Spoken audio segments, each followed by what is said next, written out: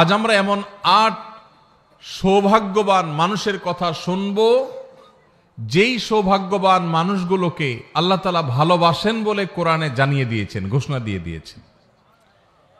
এবং আমরা প্রতিটি পয়েন্ট যখন শুনবো চেষ্টা করব ওই পয়েন্টটি আমার মধ্যে যেন চলে আসে, আমি যেন সে ৮ শ্রেণীর ৮ প্রকার গুণ যেন আমার মধ্যে চলে আসে, ৮ শ্রেণীর মধ্যে যেন আমি পড়ে যাই, সে চেষ্টা আমরা করব।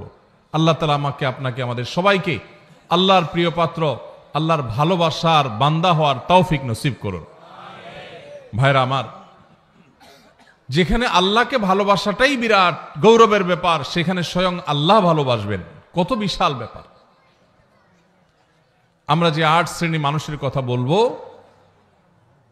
এগুলো আমরা বিভিন্ন সময়, বিভিন্ন বক্তব্যে, বিভিন্ন কোরআনের আয়াতে, বিভিন্ন হাদিসে আমরা শুনেছি, পড়েছি, কিন্তু হয়তো এইভাবে রিয়ালাইজ করার সুযোগ অনেকের হয়নি যে আল্লাহ রাব্বুল আলামিন এই বিশেষ গুণ, বিশেষ বৈশিষ্ট্যধারী মানুষদেরকে ভালোবাসেন।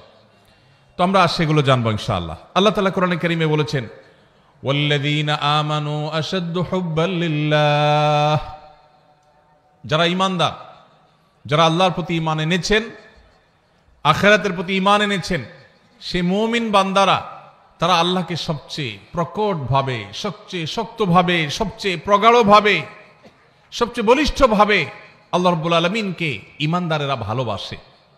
এটা আমাদের ঈমানদারদের ভালোবাসা।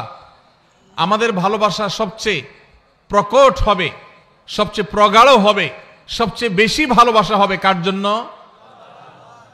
কেন আল্লাহর জন্য ভালোবাসা হবে? কারণ ভালোবাসার যে সূত্র, কারোর গুণে মুগ্ধ হয়ে, কারোর অবদানে তুষ্ট হয়ে, তৃপ্ত হয়ে আমরা তাকে ভালোবাসি। সকল গুণের সৃষ্টিকর্তাকে আল্লাহ রাব্বুল আলামিন। যদি কারোর গুণে, কোনো ব্যক্তি বা বস্তুর গুণে আমাকে মুগ্ধ করে এবং তাকে ভালোবাসতে বাধ্য করে, তাহলে ওই ব্যক্তি বা বস্তুর গুণের সৃষ্টিকর্তা, যিনি এই গুণকে সৃষ্টি করেছেন, এই গুণ তার সৃষ্টি না হলে ওই ব্যক্তি বা বস্তুর মধ্যে আসতোই না। তাহলে সে আল্লাহকে ভালোবাসা, এটা আমাদের বিবেকের দাবি, এটা আমাদের যুক্তি এবং ঈমানের দাবি কত বেশি হওয়ার কথা। ঠিক একইভাবে আমার প্রতি কারোর অবদান আছে, কেউ আমার উপকার করেছেন, অর্থ দিয়ে, কড়ি দিয়ে, পয়সা দিয়ে, কোনোভাবে আমার উপকার করেছেন, সেজন্য আমি তাকে ভালোবাসি। যিনি আমার উপকার করেছেন, তিনি নিজে উপকার করার ক্ষমতা সংরক্ষণ করেন না, আল্লাহ তাআলা তাকে উপকার করার ক্ষমতা দিয়েছেন, সামর্থ্য দিয়েছেন, তৌফিক দিয়েছেন, মানসিকতা দিয়েছেন, তাই তিনি করতে পেরেছেন।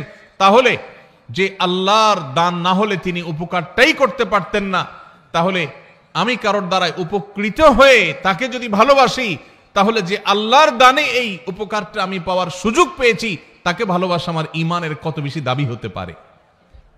ভাইরা আমার, অথচ আল্লাহকে ভালোবাসা, এটা সাধারণত আমাদের মধ্যে আমরা সেভাবে অনুভব করি না। এমনকি আমরা অনেকে হয়তো জানিও না যে আল্লাহকেও ভালোবাসা যায়। অনেক মুসলমান আছে যে আল্লাহর প্রতি ঈমান আনি, আখিরাতের প্রতি ঈমান এনেছি, ঈমানের সব পিলারগুলোর উপর ঈমান এনেছি, কিন্তু আমি জানি না যে আমার ভালোবাসার সবচেয়ে বেশি হকদার আল্লাহ, সবচেয়ে বেশি হকদার আল্লাহ। এটা জানা তো দূরের কথা, আল্লাহ রাব্বুল আলামিনকেও যে ভালোবাসা যায় বা ভালোবাসা উচিত, এই সেন্সটুকু পর্যন্ত আমাদের অনেক মুসলমানদের মধ্যে নাই। ভাইরা আমার, ভালোবাসার যত কারণ থাকতে পারে, তার সব কারণ, এই সবগুলো যার কারণে বা যার সৃষ্টি হিসেবে, সেগুলোর কারণে আল্লাহ রাব্বুল আলামিনের প্রতি ভালোবাসা, এটা ঈমানের দাবি। কারোর মধ্যে যদি আল্লাহর প্রতি ভালোবাসা কম থাকে, তাহলে বুঝতে হবে তার ঈমান দুর্বল। আর কারোর যদি আল্লাহর ভালোবাসা তার মধ্যে বেশি থাকে, বুঝতে হবে তার ঈমান শক্তিশালী। আল্লাহর প্রতি আমাদের ভালোবাসা আছে কিনা, এটা বোঝার উপায় কি, বা এটা সৃষ্টি করার উপায় কি, সে বিষয়ে আলোচনা করা আজকে আমাদের উদ্দেশ্য না, সেটা ভিন্ন টপিক। আমি শুধু মূল বিষয়টা পারলাম যে ঈমানদার হিসাবে আমরা আমাদের মাকে ভালোবাসি, আমরা আমাদের বাবাকে ভালোবাসি, আমরা আমাদের স্বামীরা স্ত্রীদের, স্ত্রীরা স্বামীদেরকে, বাবা সন্তানকে, সন্তান বাবাকে, ভাই বোন পরস্পরকে আমরা একে অন্যকে ভালোবাসি। এই যে আমরা একে অন্যকে ভালোবাসি, আমাদের ভালোবাসার গণ্ডি, আমাদের ভালোবাসার সীমানার মধ্যে সর্বাগ্রে থাকতে হবে আমাদের রব আল্লাহ রাব্বুল আলামিন। কারণ মা বাবা না হলে আমি দুনিয়াতে আসতাম না, আর আল্লাহ রাব্বুল আলামিন মা বাবাকে সৃষ্টি না করলে, তৌফিক না দিলে আমার দুনিয়াতে আসার কথা মা বাবাও চিন্তা করতেন না। এই জন্য ভাই, আল্লাহ তাআলাকে আমাদের ভালোবাসতে হবে। আল্লাহর প্রতি ভালোবাসা, এটা যখন আল্লাহর নেয়ামত সম্পর্কে আমরা জানবো, আল্লাহর দান অনুদানগুলোর কথা, আল্লাহর নেয়ামত রাজির কথা যখন আমরা গবেষণা করব, ভাববো, স্বয়ংক্রিয়ভাবে আল্লাহর ভালোবাসা আমাদের মধ্যে চলে আসবে। আল্লাহ তাআলা আমাদেরকে আল্লাহর ভালোবাসা অন্তরের অন্তঃস্থলে সুগভীরভাবে স্থাপন করার তৌফিক নসিব করুন। ভাইরা আমার, আল্লাহ রাব্বুল আলামিন তাকে যেখানে আমাদের ভালোবাসা কর্তব্য, সেখানে আল্লাহ তাআলা তার কিছু প্রিয় বান্দাদেরকে স্বয়ং ভালোবাসেন। আপনার সাথে কোনো পাওয়ারফুল ব্যক্তির সাথে পরিচয় আছে, এটাই যেখানে আপনার জন্য গৌরবের ব্যাপার, সেখানে সে পাওয়ারফুল ব্যক্তি যদি আপনাকে ভালোবাসেন, আপনাকে পছন্দ করেন, স্নেহ করেন, তাহলে সেটা আপনার জন্য কত বড় গৌরবের ব্যাপার হতে পারে। আমরা কোনো প্রভাবশালী ব্যক্তির সাথে আমাদের সম্পর্ক থাকলে, পরিচয় থাকলে, আমরা গল্প দিতে পছন্দ করি, ঠিক না ঠিক? আছে না নাই? অমুক খালাতো ভাই, অমুক তালতো ভাই, অমুক ব্যয়, এসব গল্প দিতে আমাদের ভালো লাগে, কারণ লোকটা অনেক প্রভাবশালী। আর যদি স্বয়ং ওই লোকটাই বলে যে আমি অমুককে ভালোবাসি, আমার খুব পছন্দের, তাকে আমি অনেক লাইক করি, তাহলে এটা কত বড় গৌরবের বিষয় হতে পারে। আল্লাহ রাব্বুল আলামিন কোরআনে হাকিমে এইরকম ভালোবাসার, আল্লাহর পছন্দের মানুষগুলোর কথা বলেছেন। আল্লাহর পছন্দের মানুষের তালিকায় আসার জন্য সর্বাগ্রে যে বিষয়টি থাকতে হবে তা হলো ঈমান। ঈমান না থাকলে কখনো আল্লাহর প্রিয় পাত্র হওয়ার সুযোগ নেই। ঈমানদারদের মধ্যে যে 8 শ্রেণী মানুষকে আল্লাহ তাআলা ভালোবাসেন বলে কোরআনে জানিয়েছেন, তার মধ্যে থেকে সর্বপ্রথম এবং প্রধান শ্রেণী হলেন ওই মানুষগুলো যারা মুহসিন। যারা কি? মুহসিন। মুহসিন শব্দের অর্থ হলো যারা সৎকর্ম করে, ভালো কাজ করে, অন্যের প্রতি অনুগ্রহ করে, ইহসান করে। খুঁটে খুঁটে কোথায় ভালো কাজ আছে সে সেখানে চলে যায়, কোন কাজটা ভালো সে সেই কাজটা করে, কারোর প্রতি অনুগ্রহ করার সুযোগ আসলে সে সেই সুযোগ হাতছাড়া করে না। এই লোকটাকে বলে মুহসিন। আল্লাহ রাব্বুল আলামিন কোরআনে হাকিমের অন্তত 4 জায়গায় এই একই কথা আল্লাহ তাআলা তাঁর ভাষায় তিনি ব্যক্ত করেছেন, প্রকাশ করেছেন। সূরা বাকারা 165 নম্বর আয়াত, সূরা আলে ইমরান 134 নম্বর আয়াত, একইভাবে সূরা আলে ইমরান 148 নম্বর আয়াত, সূরা মায়েদা 93 নম্বর আয়াত। এই 4 জায়গায় আল্লাহ রাব্বুল আলামিন একই কথা বলেছেন। সূরা বাকারা আল্লাহ বলেছেন, ওয়া আহসিনু ইন্নাল্লাহা ইউহিব্বুল মুহসিনিন। ঈমানদারদেরকে আল্লাহ তাআলা নির্দেশ করে বলছেন, তোমরা ভালো কাজ করো, কারণ ভালো কাজ যারা করে, নেকামল যারা করে, সওয়াবের কাজ যারা করে, এই মানুষগুলোকে আল্লাহ তাআলা ভালোবাসেন। সুবহানাল্লাহ। নেকামলকারীদেরকে আল্লাহ তাআলা ভালোবাসেন। ইহসানকারী, যে অন্যের প্রতি অনুগ্রহ করে, মানুষ তো মানুষ, পশু পাখির প্রতিও ইহসান করে, অনুগ্রহ করে, উপকার করে, মানুষের কল্যাণ পৌঁছায়, মানুষের একটা কাজ করে দেয়, পারলে একজনের সহযোগিতা করে দেয়, এই ইহসানকারী মানুষগুলোকে আল্লাহ তাআলা ভালোবাসেন। এই ভালোবাসার কথা আল্লাহ এক জায়গায় না, অন্তত একই কথা 4 জায়গায় আল্লাহ তাআলা রিপিট করেছেন, ওয়াল্লাহু ইউহিব্বুল মুহসিনিন। আল্লাহ রাব্বুল আলামিন ইহসানকারীদেরকে, সৎকর্ম সম্পাদনকারীদেরকে, ভালো কাজ খুঁটে খুঁটে যারা করে সেই মানুষদেরকে আল্লাহ তাআলার বান্দা, এমনকি আল্লাহর যে কোনো সৃষ্টির প্রতি যারা অনুগ্রহ করে, যাদের মনের মধ্যে মায়া আছে, যারা শক্ত হৃদয়ের না, যারা মানুষের প্রতি অবিচার করে না, জুলুম করে না, পারলে অনুগ্রহ করে, মায়া করে, দয়া করে, ভালোবাসে। মানুষ তো মানুষ, আপন তো আপন, এমনকি শত্রুর প্রতিও সে অবিচার করে না, পারলে অনুগ্রহ করে। এই মানুষগুলোকে আল্লাহ তাআলা ভালোবাসেন। ভাইরা আমার, তাহলে আমরা আল্লাহর ভালোবাসার মানুষগুলোর প্রথম শ্রেণীর সাথে পরিচিত ইতোমধ্যে হয়ে গেলাম। তারা হলো যারা খুঁজে খুঁজে সব নেকামল ভালো কাজগুলো করে, বিশেষ করে আল্লাহর সৃষ্টি একটি একটি করে খুঁজে সবার সাথে অনুগ্রহ করে, মায়া করে, দয়া করে, ইহসান করে, আমরা সেই কাতারে শামিল হওয়ার চেষ্টা করব তো ইনশাআল্লাহ।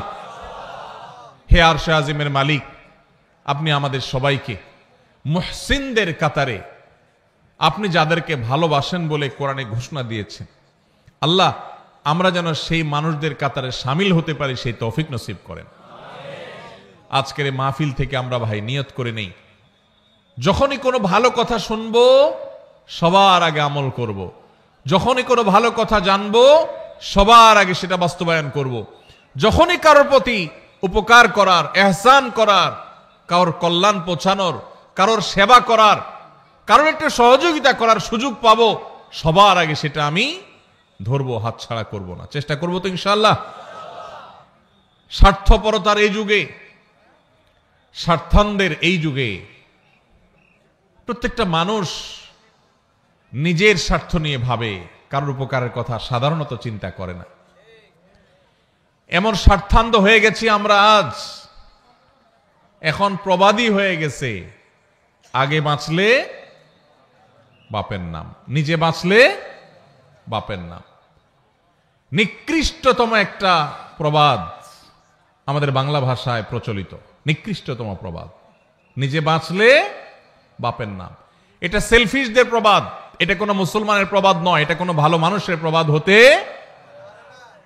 নিজে বাঁচলে অর্থাৎ আমারটা ঠিক থাকলে 16 আনা, তারপরে এবার বাপের চিন্তা করব, অন্যের চিন্তা করব। এটা কি ভালো মানুষের কথা না স্বার্থপরের কথা? আমরা সেই সাহাবীদের রুহানি সন্তান, আমরা সেই নবীর উম্মত যেই নবী নিজের চিন্তা পরে করতেন, মানুষের চিন্তা আগে করতেন। আমরা কি নিজের চিন্তা আগে করব না মানুষের চিন্তা আগে করব? যে বলে নিজে আগে বাঁচলে বাপের নাম, নিজে বাঁচলে বাপের নাম, তার এই কথার মধ্য দিয়ে সে মূলত তার স্বার্থপরতার কথার বার্তা দিয়েছে, ইঙ্গিত দিয়েছে। একজন মুসলমান তিনি তার জীবন বিপন্ন করে হলেও, তার জীবন বাজি রেখে হলেও আগে তার বাপকে বাঁচানোর চেষ্টা করবে, ঠিক না ঠিক? আপনার জীবন আপনার বাপের জীবন, দুইটার যে কোনো একটা টিকবে আপনি যদি এটা জানেন। আপনি আপনার মা, দুজনের যে কোনো একজন বাঁচতে পারবেন যদি আপনি জানেন। আপনি যদি নিজেরটা বাঁচানোর চিন্তা করেন, মারটার বাঁচানোর চিন্তা না করেন, আপনি কি সুসন্তান না কুসন্তান? তাহলে বোঝা গেল স্বার্থপর এটা কখনো ভালো মানুষের চরিত্র নয়। একজন ভালো মানুষের চরিত্র হলো তিনি কিভাবে অন্যের উপকার করবেন। আল্লাহ রাব্বুল আলামিন কোরআনে কারিমে এই অন্যের প্রতি অনুগ্রহকারী মানুষদের প্রশংসা করেছেন বিভিন্ন জায়গায়। ওয়ায়ুসিরুনা আলা আনফুসিহিম ওয়ালাউ কানা বিহিম খাসাসা। আল্লাহ রাব্বুল আলামিন সাহাবীদের প্রশংসা করে বলেছেন তারা অন্যকে অগ্রাধিকার দেয়, নিজের উপরে অন্যকে অগ্রাধিকার দেয়। নিজের শত কষ্ট, শত প্রয়োজন থাকা সত্ত্বেও আরেক ভাইয়ের প্রয়োজন থাক, আমি নিলাম না, আমার ভাইকে দিলাম। ভাইরা আমার, নামাজি মুসলমান বহু পাবেন, কম হোক বেশি হোক সব এলাকায় পাবেন। রোজাদার মুসলমানও পাবেন। ওয়াজ মাহফিলে এসে ঘন্টাকে ঘন্টা বসে বসে ওয়াজ শোনার মতো মুসলমানও পাবেন। কিন্তু এই মুহসিন মুসলমান ঘরে ঘরে প্রত্যেকটা জায়গায় জায়গায় আপনি খুঁজে পাবেন না। এই জন্য আজকের এই মাহফিল থেকে আমরা মুহসিন মুসলমান হওয়ার প্রতিজ্ঞা করে, নিয়ত করে তারপর যাব ইনশাআল্লাহ। আল্লাহ আপনি আপনার বান্দা আমাদেরকে আপনার মুহসিন বান্দাদের কাতারে শামিল হওয়ার, গণ্য হওয়ার, তাদের অন্তর্ভুক্ত হওয়ার তৌফিক আপনি নসিব করেন। ভাইরা আমার, নিজের চিন্তা যারা শুধু করে, যারা স্বার্থপর হয় তারা সুখী হয়, আর যারা অন্যের চিন্তা বেশি করে নিজের চাইতে, এরা ডাবল সুখী হয়। কিভাবে ডাবল সুখী? আপনি শুধু নিজের চিন্তা করলে আপনি সুখী হবেন, ঠিক আছে। আপনি যদি নিজের চিন্তা বাদ দিয়ে বা নিজের চিন্তাকে অগ্রাধিকার না দিয়ে আরেকজনকে আপনি অগ্রসর করে দেন, আরেকজনের চিন্তা করেন যে আমি একটু কষ্ট করি, আরেকজনকে সুযোগ দিই, এইটা যদি আপনি চিন্তা করেন, মানুষের মুখে হাসি ফুটানোর যে আনন্দ, মানুষের উপকার করার যে আনন্দ, এই আনন্দ নিজে ভোগ করার মধ্যে কখনো নিহিত নাই। আমাদের এই প্রিয় স্বদেশ, এই প্রিয় বাংলাদেশকে যদি আমাদের গড়ে তুলতে হয় সত্যিকারের স্বপ্নের বাংলাদেশ হিসাবে, তাহলে আমাদের প্রত্যেককে এই মহসিনদের কাতারে সামিল হতে হবে। স্বার্থপর মানুষ দিয়ে একটা সুন্দর দেশ কখনো গড়া যেতে পারে?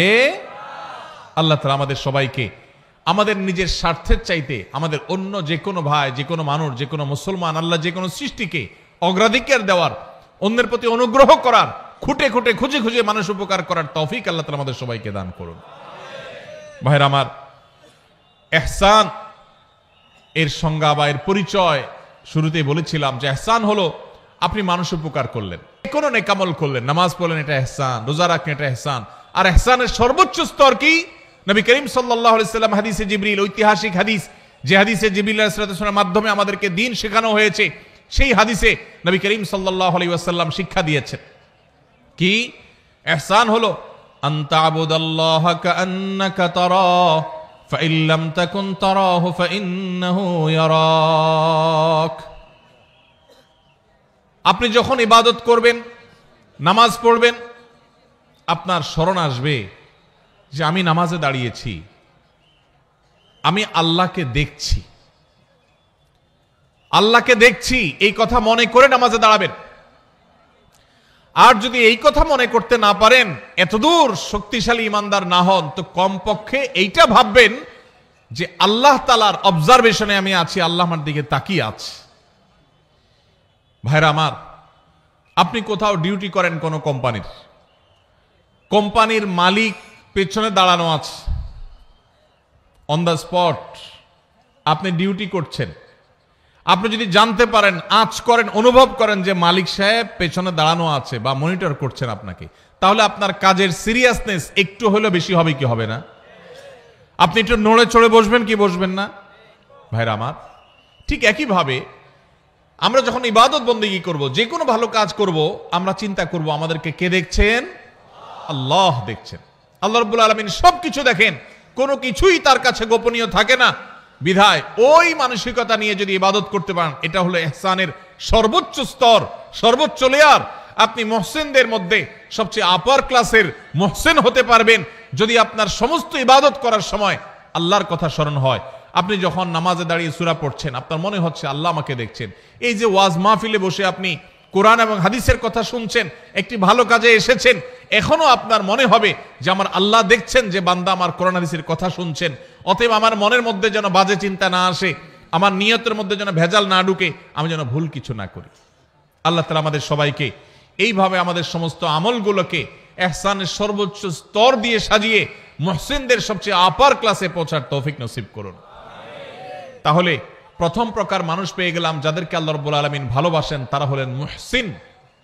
আল্লাহ রাব্বুল আলামিনের নির্দেশ পালন করতে গিয়ে সকল ভালো কাজে তাদেরকে পাবেন। সব সমাজে এরকম কিছু মানুষ কম হোক বেশি হোক পাবেন, যে খুঁজে খুঁজে দেখবেন যে সব ভালো কাজ করে।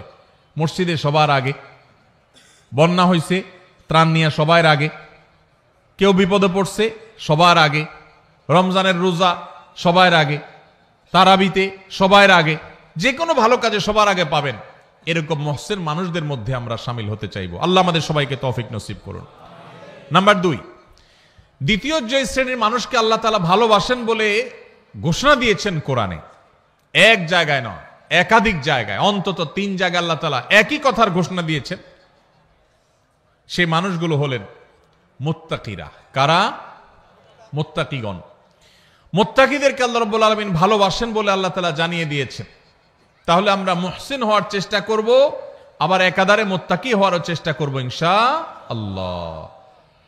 মুহসিনের পরিচয় তো আমরা জানলাম। মুত্তাকি কাকে বলে ভাই? মুত্তাকি বলা হয় ওই ব্যক্তিকে, যেই ব্যক্তি আল্লাহর ভয়ের চেতনা, আল্লাহর সামনে তাকে দাঁড়াতে হবে। দুনিয়ার এই জীবন এক সময় শেষ হবে, এই সংসার এক সময় ভাঙবে এবং তাকে আল্লাহর সামনে যেতে হবে, দাঁড়াতে হবে। ওই কথা চিন্তা করে আল্লাহর সব আদেশগুলো মেনে চলে, নিষেধগুলো থেকে বেঁচে থাকে। কেন? একটা সুপ্ত চেতনার ভিত্তিতে। সেই চেতনার নাম হলো তাকওয়ার চেতনা, আল্লাহ ভীতির চেতনা। এই চেতনা তাকে পরিচালিত করে, সে একটা মন্দ কাজ করার সুযোগ পায়, কিন্তু সে করে না। কেন? তার অন্তরে সুপ্ত সেই তাকওয়ার চেতনা তাকে বাধা দেয় যে আল্লাহ না দেখছেন, আল্লাহ না নিষেধ করেছেন, এই কাজ করলে না আল্লাহ জাহান্নামে শাস্তি দিবেন, এই ভয়ে সে কাজ করে না। এর নাম তাকওয়া। যেই চেতনা, যেই শক্তি, যেই সুপ্ত ঈমানের নূর মানুষকে ফজরের সময় কনকনে শীতের দিনে মসজিদে নিয়ে যায়, যেই সুপ্ত চেতনা সুদ এবং ঘুষের কারবার, দুর্নীতি, অপশাসন করার ক্ষমতা থাকা সত্ত্বেও আল্লাহর ভয়ে আল্লাহর সামনে দাঁড়াতে হবে, সেই ভয়ে সেই কথা চিন্তা করে সেই অন্যায় কাজ থেকে বিরত রাখে, ওই চেতনার নাম হলো তাকওয়া। আর ওই চেতনা যার বক্ষে আছে, যার অন্তরে আছে, তার নাম হলো মুত্তাকি। তার নাম হলো কি ভাই? মুত্তাকি। নবী করিম সাল্লাল্লাহু আলাইহি সাল্লামের একজন আদরের সাহাবী অত্যন্ত চমৎকার ভাবে তাকওয়া এবং মুত্তাকির পরিচয় দিয়েছেন। সেটা হলো, একজন মানুষ একটা জায়গায় আছেন, তিনি আরেকটা জায়গায় যাবেন। এই জায়গায় যেতে গিয়ে মাঝখানে একটা জায়গা পড়বে, এখানে সব কাঁটাওয়ালা গাছ, যে গাছের কাঁটা নিচে পড়ে পড়ে পড়ে ভরে গেছে। এই লোকটা যখন এই জায়গাটা পার হবে, ওই কাঁটাওয়ালা জায়গাটা পার হওয়ার সময়, যেহেতু কণ্টকাকীর্ণ জায়গা, চতুর্পাশে কাঁটা আর কাঁটা, তখন এই লোকটা পার হওয়ার সময় খুব সতর্কতার সাথে পার হবে। পা ফেলার সময় যেখানে কাঁটা নাই দেখে ওখানে পা দিবে, আবার কোথায় কাঁটা নাই ওখানে আরেক কদম দিবে, এভাবে সে আগাবে। এত কিছুর পরও যদি কখনো তার পায়ে কাঁটা লেগে যায়, দ্রুততার সাথে সেটা বের করে সামনে আরো বেশি সতর্ক হয়ে সে হাঁটবে। ঠিক একইভাবে দুনিয়াতে আমরা এসেছি, আল্লাহ তাআলা আমাদেরকে এখান থেকে পার করে এই জীবনকে আল্লাহর কাছে নিয়ে যাবেন, আখিরাতে আমরা যাব। এখানে বহু কাঁটা বিছানো আছে ভাই, হারামের কাঁটা, অশ্লীলতার কাঁটা, অন্যায়ের কাঁটা, দুর্নীতির কাঁটা, চুরির কাঁটা, ডাকাতির কাঁটা, মিথ্যা কথা বলার কাঁটা, হাজারো হারাম কাঁটা এখানে বিছানো আছে। ঈমানদার এই কাঁটাগুলো থেকে বাছাই করে করে তিনি পা ফেলবেন। যেখানে মিথ্যা নাই সেখানে আছেন, যেখানে চুরি নাই সেখানে আছেন, যেখানে ডাকাতি নাই সেখানে আছেন, এভাবে করে করে তিনি জীবন পার করবেন। এরপরেও যদি কখনো তার গুনাহ হয়ে যায়, কাঁটা পড়ে যায়, তখন সে কাঁটা ফেলে তওবা করে আবার নতুন করে আরো বেশি সংকল্প করে শক্তিশালী তওবা করে সে সামনে হাঁটবে। এই যে চেতনা, এই যে গুনাহ থেকে বাঁচার চেষ্টা, এটার নাম হলো তাকওয়া। আর এই যে চেষ্টা যারা করে তাদের নাম কি? মুত্তাকি। আল্লাহ রাব্বুল আলামিন কোরআনে কারীমের সূরা তওবার 7 নম্বর আয়াতে তিনি ঘোষণা দিয়েছেন, ইন্নাল্লাহা ইউহিব্বুল মুত্তাকিন। আল্লাহ রাব্বুল আলামিন মুত্তাকিদেরকে ভালোবাসেন, মুত্তাকিদেরকে আল্লাহ তাআলা পছন্দ করেন, যারা হারাম থেকে বাঁচার জন্য এই রকম চেষ্টা করে। ঠিক একইভাবে আল্লাহ তাআলা সূরা আলে ইমরানের 76 নম্বর আয়াতে একই কথা বলেছেন, ফাইন্নাল্লাহা ইউহিব্বুল মুত্তাকিন। আল্লাহ রাব্বুল আলামিন মুত্তাকিদেরকে ভালোবাসেন।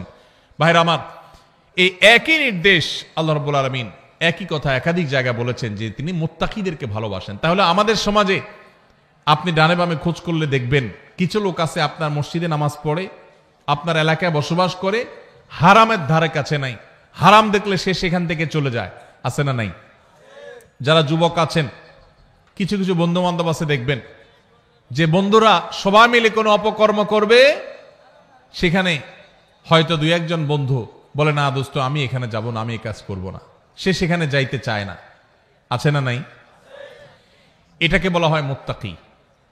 যাদের সুপ্ত চেতনা তাদেরকে আল্লাহর ভয়ে অন্যায় থেকে বিরত রাখে, তার সুযোগ আছে, শক্তি আছে, সামর্থ্য আছে, পার্থিব কোনো কারণে নয়, শুধু আল্লাহ ভীতির চেতনার কারণে সে হারাম থেকে বেঁচে থাকার জন্য সংগ্রাম করে, এই লোকটাকে বলা হয় মুত্তাকি। এই লোকটাকে কোনো সিসি ক্যামেরা দ্বারা মনিটরিং করতে হয় না, তার বক্ষে অবস্থিত তাকওয়ার চেতনাই তাকে মনিটর করে, তাকে পাহারাদারি করে। আল্লাহ রাব্বুল আলামিন আমাদের সবাইকে মুত্তাকিদের কাতারে শামিল হওয়ার তৌফিক নসিব করুন। সবাই মুত্তাকি হওয়ার জন্য চেষ্টা করব তো ইনশাআল্লাহ।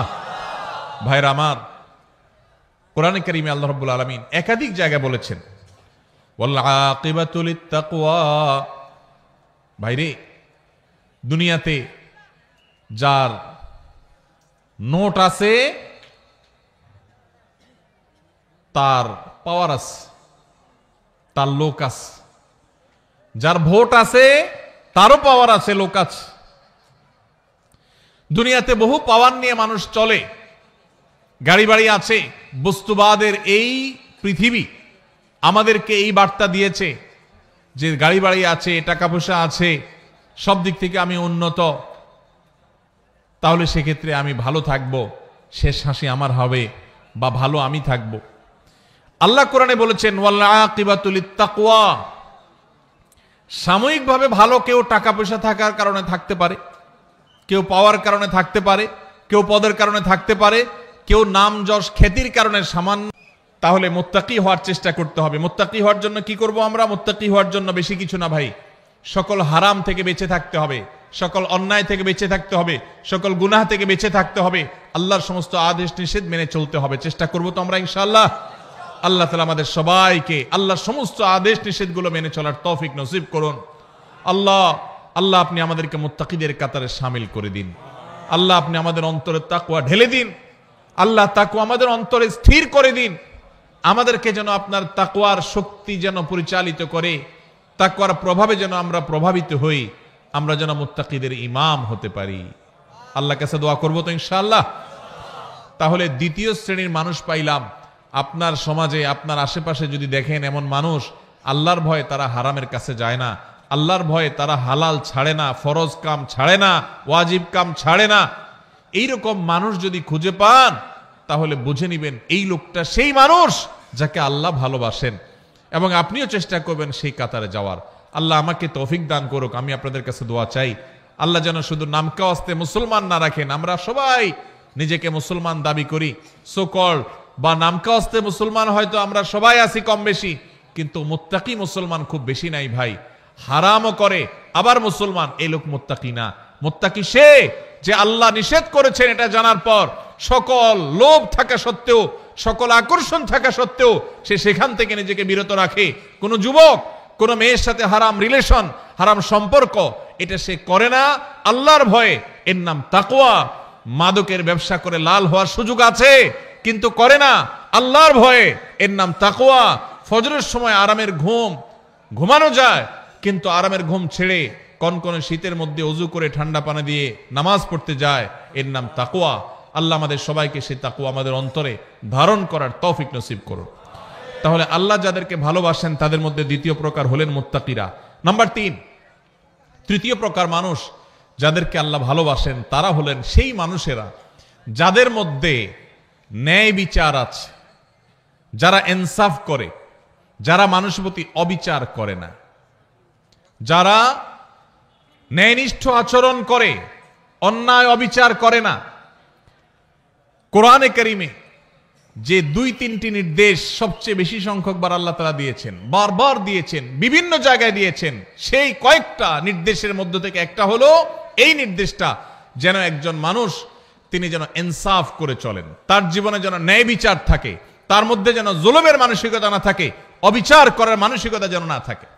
আপনারা হয়তো অনেকে বলবেন এটা আবার আমাদের সাথে খুব বেশি প্রাসঙ্গিক কিভাবে? যারা জাজ, যারা বিচারপতি, তারা তাদের ওই চেয়ারে বসে তারা ন্যায় বিচার করবেন কি করবেন না, বা যারা যখন শাসনভার যাদের দায়িত্বে থাকে, কাঁধে থাকে, ক্ষমতায় থাকে, তারা ন্যায় বিচার করবেন কি করবেন না এই প্রশ্ন আসতে পারে। আমরা সাধারণ মানুষ, আমাদের ন্যায় বিচার প্রশ্ন কোত্থেকে? অনেকে হয়তো এটা মনে করবেন। ভাইরা আমার, আমাদের প্রত্যেকটা মানুষের জীবনে ন্যায় বিচার করার প্রসঙ্গ আসে কিভাবে? আপনি যদি আপনার জীবনে কখনো একটা নির্দোষ মানুষকে দোষী বলেন, লোকটার আসলে কোনো দোষ নাই, কেউ একজন ফেসবুকে তার নামে একটা বদনাম উঠায় দিছে, আপনিও সেটা শেয়ার করে তার বদনামি করছেন, তাহলে এটা কি তার প্রতি সুবিচার হলো না অবিচার হলো? এই অবিচারটা আমাদের দ্বারা হয় কি হয় না? হয়। ঠিক একইভাবে আমাদের আশেপাশে অসংখ্যবার সকাল থেকে রাত পর্যন্ত আমরা দেখা যায় আমরা অবিচার করি, আমরা টেরও পাই না। আল্লাহ রাব্বুল আলামিন আমাদেরকে বারবার করে বলেছেন ঈমানদার কখনো অবিচারকারী হতে পারে না, ঈমানদার কখনো ন্যায় ভ্রষ্ট কাজ করতে পারে না, ঈমানদারকে ন্যায়সঙ্গত আচরণ করতে হয়, কখনো ন্যায় থেকে সে সরতে পারে না। আপনি দোকানদার মানুষ, আপনি মুদি দোকানদারি করেন, কাস্টমারকে দেশি মসুর ডাল দেওয়ার কথা বলে সাথে ইন্ডিয়ান মশারি মিশিয়ে দিলেন। এটা কি তার প্রতি সুবিচার করলেন না অবিচার করলেন? দাম নিলেন দেশি মশারির, দিলেন ইন্ডিয়ানটা মিশায়া। মশারি ইন্ডিয়ানটার দাম বেশি না দেশিটার দাম বেশি? যেটার দাম বেশি ওইটার টাকা নিলেন আর কম দামাটার সাথে মিশাই দিলেন। ন্যায় বিচার হলো না অবিচার হলো? তার যা হক সেটা দেয়া হয়েছে না নষ্ট করা হয়েছে? ভাইরা আমার, আপনি কাস্টমার, দোকানদার না। টাকা একটা ছিঁড়ে গেছে, টাকা ছিঁড়লে টাকার মান কমে না। বাংলাদেশ ব্যাংকের নিয়ম অনুযায়ী, দেশের প্রচলিত আইন অনুযায়ী কোনো টাকা ছিঁড়লে ওইটার মান কমে যায় না। কিন্তু যেভাবেই হোক আমাদের সমাজে কারোর কাছে ছেঁড়া টাকা থাকলে সে ওই টাকা চালাইতে খবর আছে, কারণ কেউ ছেঁড়া টাকা নিতে চায় না। এই জন্য আপনার কাছে কোনোভাবে একটা ছেঁড়া টাকা চলে আসছে, আপনি ছেঁড়া অংশকে লুকায়া দোকানদারকে এমন ভাবে দিয়ে দিচ্ছেন ব্যস্ততার মধ্যে বেটা ক্যাশে রেখে দিস। সুবিচার হলো নাকি অবিচার হলো? দোকানদার আপনাকে জিনিসটা দিছে ভালো, আপনি টাকাটা দিছেন এমন টাকা যে টাকা নিয়ে তার ভেজালে পড়া লাগবে। তাহলে কি সুবিচার হয়েছে না অবিচার হয়েছে? একজন মানুষ, তিনি এখানে নাই, তিনি এখন বাজারে গেছেন, আরেকজনের সাথে বসে তার ব্যাপারে আপনি বদনামি করলেন, তার প্রতি সুবিচার হলো না অবিচার হলো? এগুলো দূরবর্তী অবিচার। আমরা যদি একেবারে প্রাসঙ্গিক, একেবারে সবচেয়ে নিকটবর্তী যে সুবিচার অবিচারের বিষয়টা সেটাও দেখি, তো আমরা দেখব যে আমরা ওই যে আমি শুরুতে যে প্রবাদের কাছে কথা বলছিলাম, আমরা নিজের বেলায় 16 আনা, অন্যের বেলায় 1 আনাও। এটা কি সুবিচার না অবিচার? এই সমাজে বেশিরভাগ মানুষ দেখবেন এত বেশি স্বার্থপর যে নিজেরটা 16 আনা বুঝে, আরেকজনেরটা 1 আনাও বুঝে না। এই লোকটার ভিতরে সুবিচার আছে না অবিচার আছে? আল্লাহ রাব্বুল আলামিন অবিচারকারী মানুষদের ভালোবাসেন না, আল্লাহ ভালোবাসেন সুবিচারকারী মানুষদের। ভাইরা আমার, আপনি রাস্তায় যাচ্ছেন, হঠাৎ করে দেখলেন একটা ভেজাল বাজছে, গন্ডগোল চলছে। কি গন্ডগোল? আপনার খুব ঘনিষ্ঠ এক বন্ধু বাইক নিয়ে যাচ্ছে, রিকশাওয়ালার সাথে কোনোভাবে অ্যাক্সিডেন্ট হয়ে গেছে। এখন এটা নিয়ে বাদানুবাদ ঝগড়া চলতেছে, কার দোষ কার গুণ।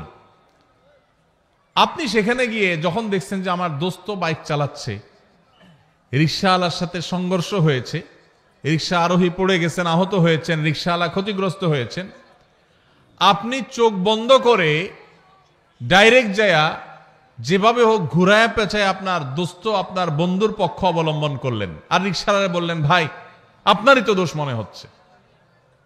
সুবিচার না অবিচার? আপনি ভালো করে জানেন না, আপনি ওখানে ছিলেনও না। আপনার দোস্ত দেখে আপনি তার পক্ষ নিয়ে নিলেন, আরেকজনের বিপক্ষে চলে গেলেন। সুবিচার না অবিচার?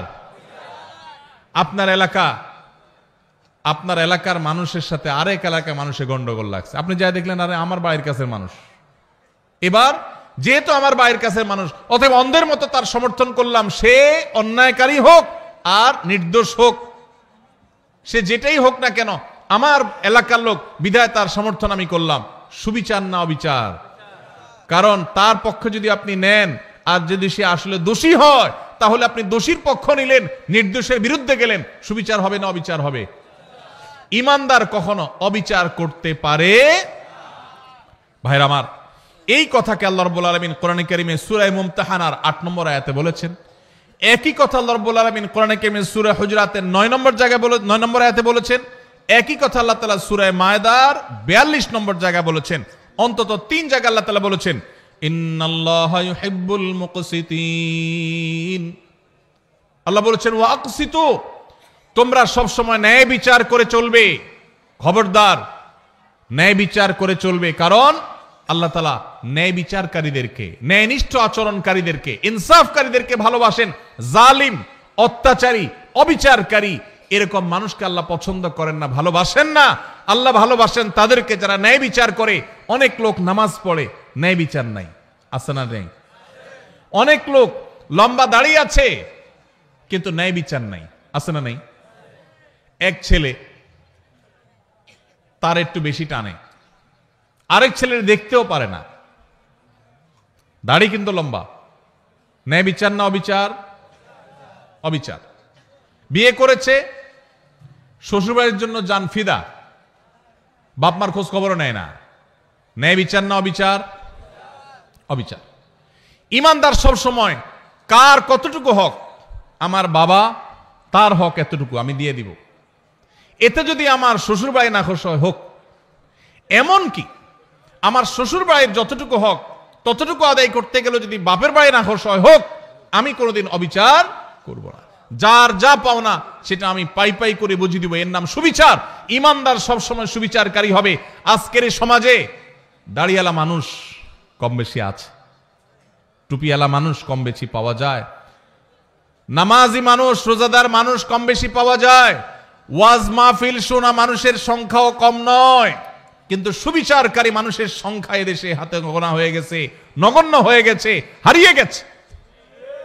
ভাইরা আমার, আমরা আমাদের জীবনের পরতে পরতে প্রত্যেকটা জায়গায় জায়গায় আমাদের ন্যায় বিচারের প্রশ্ন আসে। আমরা হয়তো মনে করেছি অনেকে ন্যায় বিচার আর অবিচার এগুলো তো জজদের কাজ, বিচারকদের কাজ। না ভাই, আপনি নিজে বিচারক, প্রতিটা পদে পদে আপনার বিচারের প্রশ্ন আসে। শুধুমাত্র মুসলমানদের সাথে না, এমনকি অন্য ধর্মের মানুষও যদি হয়, হিন্দু বৌদ্ধ খ্রিস্টান যে কোনো ধর্মের মানুষও যদি হয়, আল্লাহ বলেছেন কোরআনে, লা ইয়ানহাকুমুল্লাহু আনিল্লাযীনা লাম ইউকাতিলুকুম ফিদ-দীনি ওয়া লাম ইউখরিজুকুম মিন দিয়ারিকুম আন তাবাররুহুম ওয়া তুকসিতু ইলাইহিম ইন্নাল্লাহা ইউহিব্বুল মুকসিতিন। অন্য ধর্মের মানুষরা তোমাদের উপর যদি কোনো যুদ্ধ চাপায় না দেয়, তোমাদের দেশ থেকে বের করে না দেয়, শান্তিপূর্ণভাবে যদি সহাবস্থান করে, তাহলে তাদের প্রতি অন্য ধর্মের মানুষ হওয়া সত্ত্বেও ন্যায়নিষ্ঠ আচরণ করতে আল্লাহ নিষেধ করেন না, বরং ন্যায়নিষ্ঠ আচরণকারীদেরকেই আল্লাহ ভালোবাসেন। এই জন্য ন্যায়নিষ্ঠ আচরণ করবো তো ইনশাআল্লাহ। ভাইরা আমার, আমাদের জীবনের প্রতিটি পদে পদে কিন্তু ন্যায় আচরণ করার ব্যাপার আছে। এখন মুশকিল হলো, আমরা ন্যায়সঙ্গত আচরণ বা ন্যায় বিচার এটা অন্যের বেলা অনেক সময় করতে পারি, নিজের লোক হলে তখন পারি না। আল্লাহ রাব্বুল আলামিন সেজন্য বলেছেন, ওয়াইন কুলতুম ফাদিলু ওয়ালাউ কানা যা কুরবা, যখন কথা বলবা ইনসাফের সাথে বলবা, সত্যটা হক কথাটা বলবা, যদিও তোমার আত্মীয় হয়, রক্ত সম্পর্কীয়, কাছের লোক হয়, তারপরও হক কথা বলতে দ্বিধা করবা। একটা অপকর্ম করেছে কে? আপনার চাচাতো ভাই বা আপনার আপন ভাই বা আপনার শালা, আপনার কাছের কেউ। আপনার এখন মুখে একেবারে কুলুপ, মুখে তালা, আপনি কিচ্ছু দেখেন নাই, কারণ আকামটা করছে কে? কাছের লোক।